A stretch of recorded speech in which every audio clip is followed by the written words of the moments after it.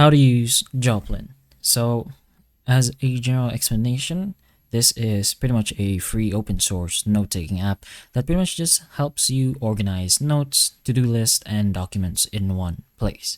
So, we're just going to go ahead and show you how to get started. So, in your browser, just search for Joplin, and you should be able to find their website over here, joplinapp.org. And once you enter, you will have a few options. You have the Joplin Cloud. You could sign up with Joplin Cloud, or in our case, we're gonna download the app itself. So once you press on download the app, it should automatically do it for you, and you can go ahead and open up the installer where you can finish up the process, put in whichever file or folder you want, and then you'll finally be able to run and open Joplin. So with that, you can open the app and create a notebook to pretty much just organize your notes by category. Inside the notebook, you can click new notes to start writing, since Joplin does support markdown formatting and allows you to add images, attachments, links, and checklists to make your notes more detailed and structured. So it's all over here, found directly in your app.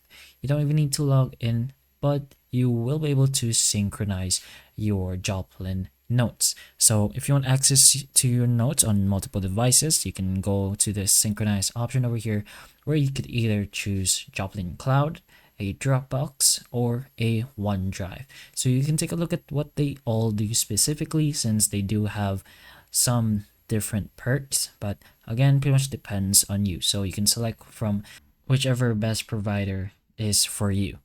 So once enabled, your notes will also sync automatically across devices. You can use it in your phone or laptops or whichever device that can support Joplin. And then you can also use the web clipper. This is an extension to save articles or web pages directly into Joplin. So it makes it useful for research, study notes, and general knowledge organization.